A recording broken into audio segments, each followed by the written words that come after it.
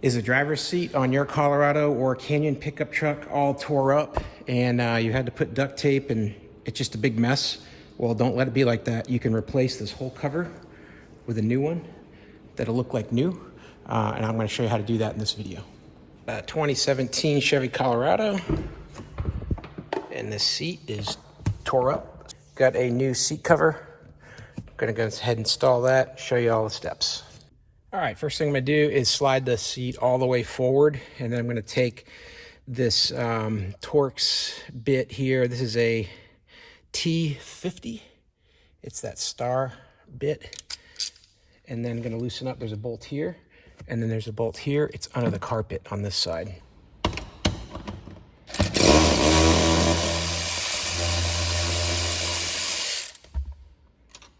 Now notice all these seat bolts are gonna have Loctite on them.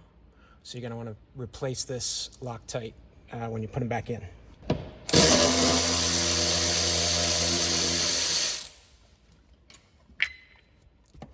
Now we're gonna slide the seat all the way back. Now with the seat slid all the way back, I'm just gonna push it up like this and put some wood under one side to hold it up, because down underneath here, I need to disconnect this wiring harness. And when this is disconnected, we should be able to take the seat out. Now to disconnect the wiring harness here, I need to move this red tab forward. This little red tab goes forward all the way you can. Then this gray tab will go over it, like that, and then the whole thing will pop out. Don't lose that red tab. Mine became disconnected, but I'll be able to put it in afterwards. But once that gray piece moves forward like this, the whole thing will release, and you're left with just the yellow plug in the back.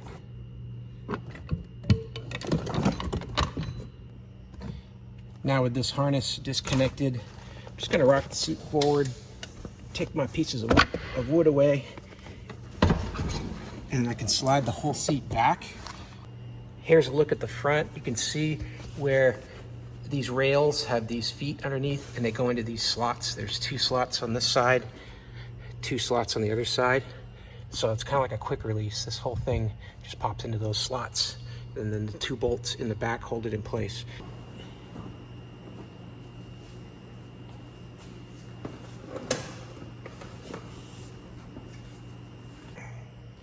Now to remove the seatbelt, we're gonna need to take another T20 and loosen a screw that is right behind here. Pretty tiny little screw. And then when that's removed, this whole piece, you can just slide it back a little bit. It'll disconnect a plastic clip here, and then slide it forward off of this shaft. And this round piece here is holding it on that shaft. Now with this piece removed, we can undo this bolt here and then take the seatbelt cable off. This is going to use your same T50 that you use for the 2 back bolts to loosen this bolt here.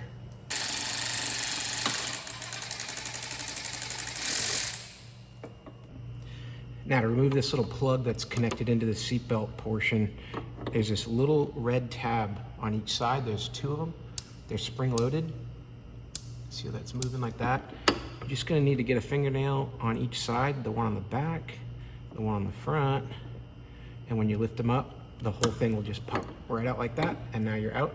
Now we can feed this up through here.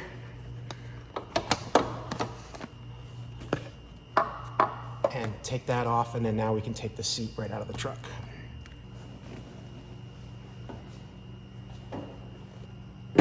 So now we got the seat flipped over here. This is the driver's side door, and there's a bolt, a nut right in here, actually a Phillips head bolt that you're gonna have to remove. Just this little guy here. Now to remove these seat controls, this forward one here that does the electric seat movement, you're just gonna pry that off. It's gonna pop off. I'm just gonna use a crow's foot, and that'll just come off. It's just got a plastic set of grids here that grab onto these round things on the end here. So pry that off gently. And then this handle here, there's a retention pin in here. So to get that pin out, I'm gonna use this small hook from a channel lock set that I've got. It's got a tiny hook here to try to just snag that. It's like a cotter pin.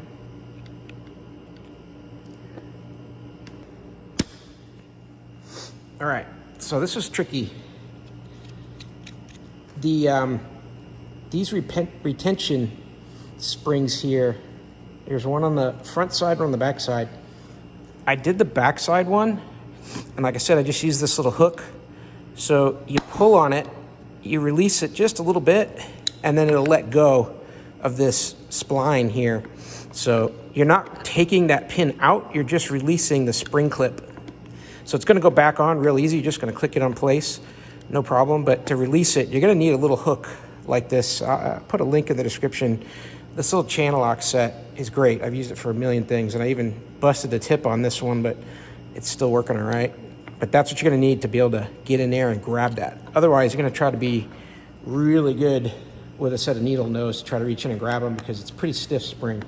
Then that will pop right off. Now I'm just gonna be lifting up and out.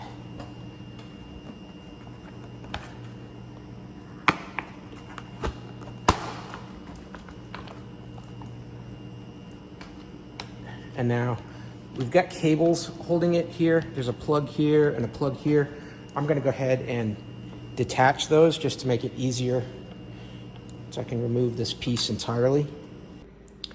Now to disconnect these two plugs here, the black one has a tab on the back. I'm gonna use this 90-degree pick. If you can get your finger behind there, then that's great, but you're gonna need to put some pressure on that tab. And then when you do that, you can slide this off. This is what that tab looks like.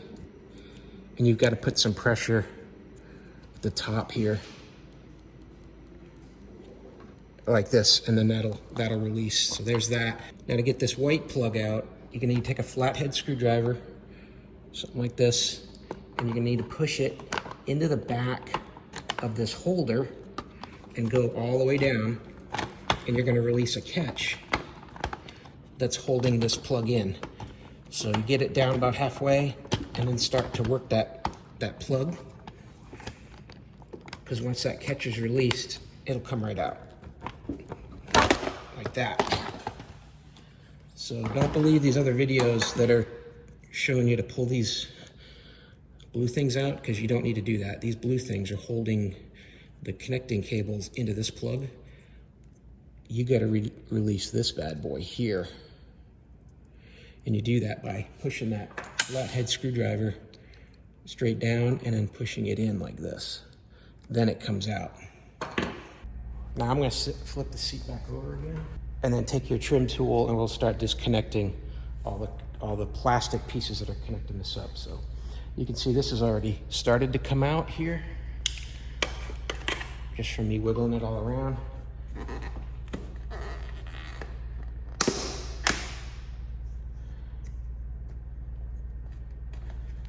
Just gonna come off like that.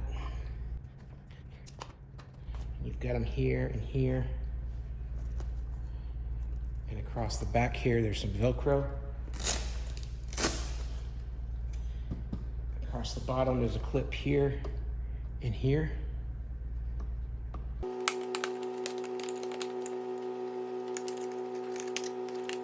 This guy out, this guy here.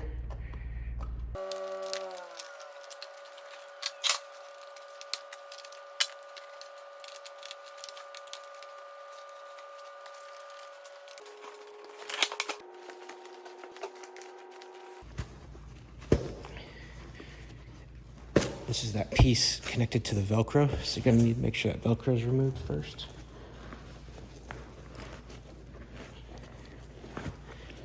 Now I'm pulling the back pieces through. You're gonna see embedded in the foam is these little orange clips. And if I lift up on it, you can see that little orange piece there. To get it to release, I'm just gonna put a flathead screwdriver in there and twist it,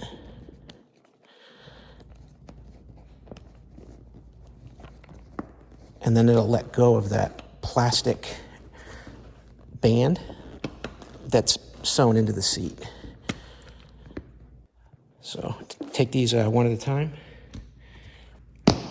like that.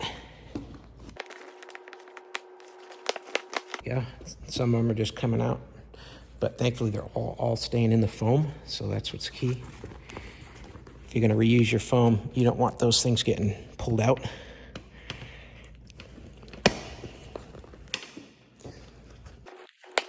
You've got them in the middle, along the back row, sides and front. So when we're putting this back in, you're going to take note of that, and you're going to hear them click as you push down on the top of the seat cover. You're going to hear them click in and lock in, pretty much 4 in each spot. So we'll try to listen for 4 clicks each time.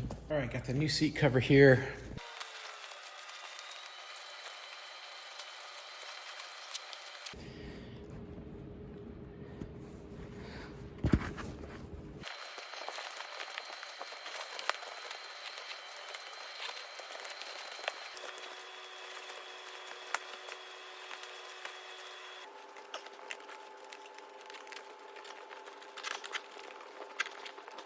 So the whole way to get this clip is to just get it started like I did at the top, and then start to work your way and curl it onto that rim. It's weird the way these are built because they connect like this. And once you get it started though, that rubber clip will just curl around and all go into place. And once it's in there, it'll pretty much stay. Once we get this side over here, this side will tighten up as well. Remember, inside the rubber clip, there's also some steel, so don't bend on it too much because you'll be bending that steel spring that's in there. There's like a spring. All right, so I'm gonna flip this around and we'll get this other side.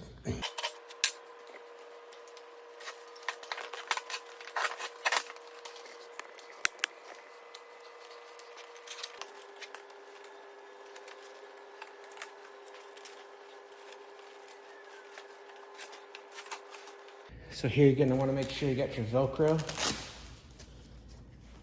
Pull this tight. Connect that.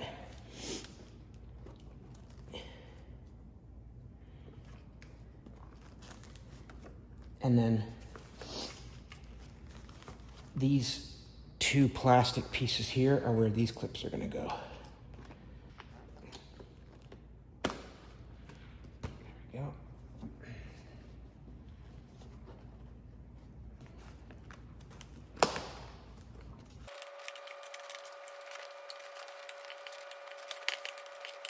All right, well, that's in pretty good.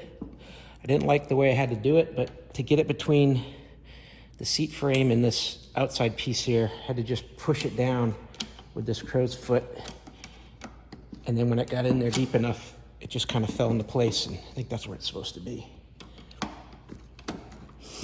This part is important because when you sit down, this is the part that takes all the pressure. When you get in as a driver, this is what's going to tear on you.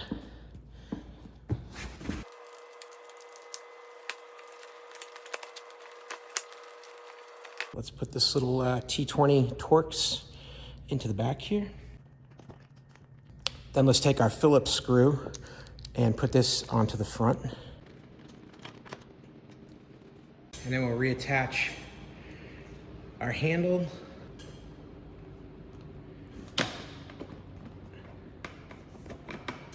And then the seat adjustment.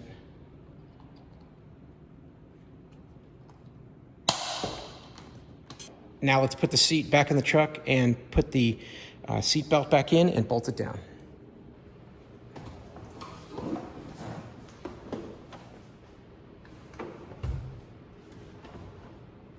I'm going to try to put these front slots where they go and get this cable located where the plug is underneath too.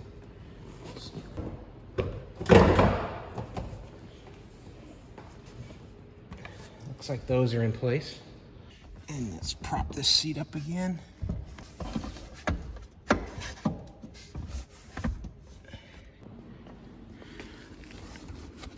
Right down in here.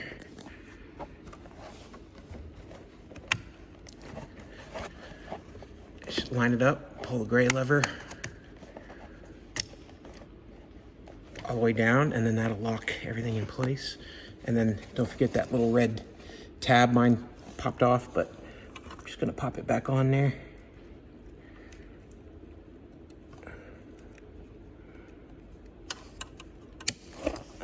Like that. And put that down in that lock position, and then take all that carpet and foam and put that back where it goes,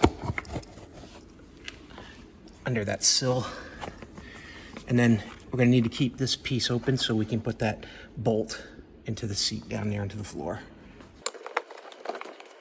I'm gonna move the seat all the way forward in the tracks. We'll go ahead and get that seat belt installed through here.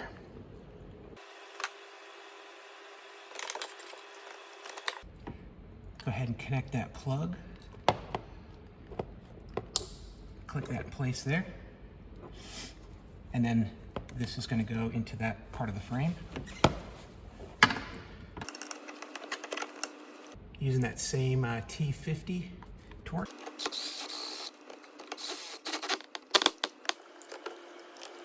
I'm going to take that black plastic cover, slide it over that piston, and then using this T20 connector here, we're gonna put that screw into the back here and hold this into place.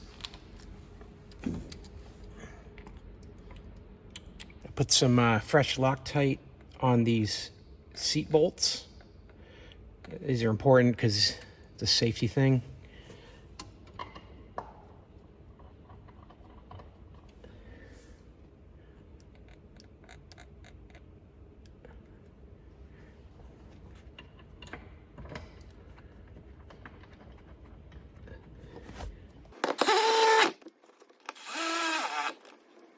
So there you go, got the seat back in. Everything's looking good. And seat's as good as new. It's a perfect match and very easy to do. This whole job took me probably 2 hours, but I was making the video and cleaning as I went, so you probably do it a little quicker. But I think it's easier to pull the whole seat out just to be able to get at it. Some people I've seen do it on the chair in the truck, but I feel like that's a big pain. But hopefully this helped, and if you're doing yours and it works out, leave me a comment. Be great to hear how it worked out. Hey, I hope this was helpful and I hope this information was useful to you. And as always, I hope you have a great day.